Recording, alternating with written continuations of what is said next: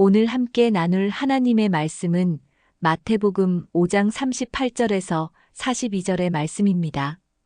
또 눈은 눈으로, 이는 이로 갚으라 하였다는 것을 너희가 들었으나 나는 너희에게 이르노니 악한 자를 대적하지 말라.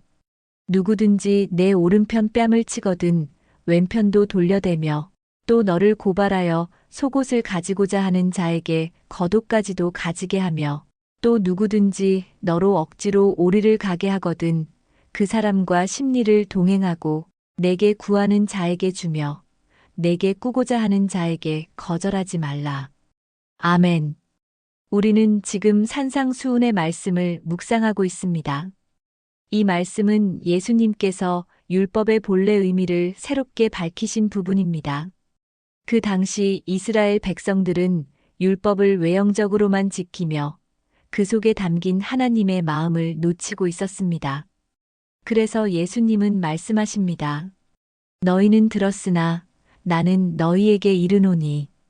이 한 문장은 곧 율법의 문자에서 하나님의 마음으로 돌아가라는 초대입니다. 우리가 말씀을 들을 때마다 깨닫는 것은 하나님은 언제나 사랑과 자비 그리고 생명의 회복을 원하신다는 사실입니다. 그분은 인간의 법보다 더 높은 하늘의 원칙으로 우리를 부르십니다. 이제 눈에는 눈, 이에는 이라는 말의 진짜 의미를 살펴보겠습니다. 이 말씀은 오랫동안 오해받아 왔습니다. 마치 잔혹한 보복의 법처럼 들리지만 사실은 그렇지 않습니다. 이 법의 이름은 동해보복법, 즉 렉스 탈ionis입니다. 그 목적은 복수를 허락하기 위한 것이 아니라 복수를 제한하기 위한 것이었습니다. 더 이상 보복하지 말라는 하나님의 자비의 명령이었습니다. 고대 사회에서는 보복이 끝이 없었습니다. 한 사람의 실수로 한 가문이 멸문당하기도 했습니다. 그래서 하나님은 인간의 분노가 폭주하지 않도록 눈에는 눈, 이에는 이라는 공정의 울타리를 세우신 것입니다. 그것은 오히려 인간을 보호하기 위한 자비로운 장치였습니다. 바벨론의 함무라비 법전에도 비슷한 규정이 있었습니다. 하지만 거기에는 신분에 따라 형벌이 달랐습니다. 귀족이 평민에게 상해를 입히면 돈으로 해결할 수 있었지만 평민이 귀족에게 상해를 입히면 목숨을 잃었습니다. 그러나 하나님의 율법은 달랐습니다. 하나님은 모든 사람을 동등하게 만드셨고 그분의 법은 어떤 신분 차별도 없었습니다. 그래서 구약의 동해보복법은 평등한 정의를 세우기 위한 하나님의 사랑의 법이었습니다. 오늘날 대부분의 나라에서는 자유를 제한하는 징역형이 주된 형벌입니다. 이것을 자유형 형벌이라고 부릅니다. 신체의 자유를 제한함으로써 사회 질서를 유지하려는 방식입니다.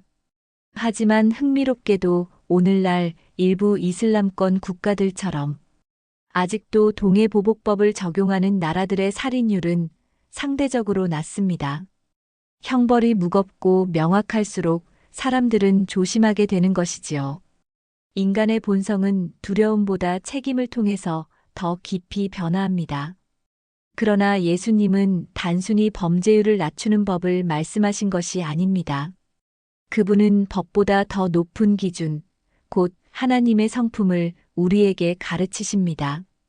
예수님은 말씀하십니다. 너희는 들었으나 나는 너희에게 이르노니 악한 자를 대적하지 말라. 이 말씀이 의미하는 것은 율법을 넘어 사랑의 길로 나아가라는 초대입니다. 대적하지 말라는 말은 악을 방관하라는 뜻이 아닙니다. 오히려 악을 선으로 이기라는 뜻입니다. 미움에 미움으로 갚지 말고 사랑으로 덮으라는 말씀입니다. 예수님은 단순히 새로운 법을 세우신 것이 아니라 인간의 마음 중심을 바꾸기를 원하셨습니다. 우리의 행동보다 동기를 바꾸라 하신 것입니다. 사람과 사람 사이에는 두 가지가 있습니다. 하나는 권리, 다른 하나는 의무입니다. 부모와 자녀 사이에도 권리와 의무가 있고 교회와 성도 사이에도 친구와 친구 사이에도 있습니다. 그런데 예수님은 우리에게 이렇게 말씀하십니다. 권리를 주장하지 말고 의무를 감당하라. 성숙한 신앙인은 내가 받을 권리를 찾지 않고 내가 감당해야 할 의무를 먼저 생각합니다. 이것이 신앙의 성숙이며 그리스도인의 아름다움입니다. 신앙이 성장할수록 기도의 내용이 바뀝니다. 처음에는 하나님 주세요. 이것 해결해 주세요.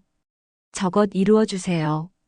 그러나 믿음이 깊어질수록 기도는 이렇게 바뀝니다. 하나님 감사합니다. 오늘도 제게 주신 은혜가 충분합니다. 제가 할 일을 깨닫게 해주세요. 간구의 기도보다 감사의 기도가 많아질 때 그것이 바로 성숙한 신앙의 증거입니다. 우리의 삶에도 이런 기준이 필요합니다. 무언가 결정할 때마다 이건 내 권리야라고 생각하기보다 이건 내가 감당해야 할 의무야라고 생각한다면 삶의 방향이 달라집니다. 교회 생활에서도 마찬가지입니다. 우리가 교회의 구성원으로서 누릴 수 있는 권리도 있지만 그보다 더 중요한 것은 교회를 섬기는 의무의 마음입니다. 하나님께서 우리를 공동체에 두신 이유는 서로를 세우고 섬기게 하시기 위함입니다. 예수님은 권리의 모든 것을 내려놓으신 분입니다. 하나님의 아들로서 왕의 자리에서 누릴 수 있었던 권세를 버리시고 가장 낮은 자리, 마국간에서 태어나셨습니다. 그분은 병든 자와 약한 자, 죄인들과 함께 하셨습니다. 조롱받으시고 채찍에 맞으시고 십자가에 달리셨습니다. 그러나 그 모든 고통 속에서도 그분은 단 한 번도 자신을 변호하지 않으셨습니다. 그 이유는 단 하나, 우리의 구원을 위한 의무를 끝까지 감당하시기 위해서였습니다.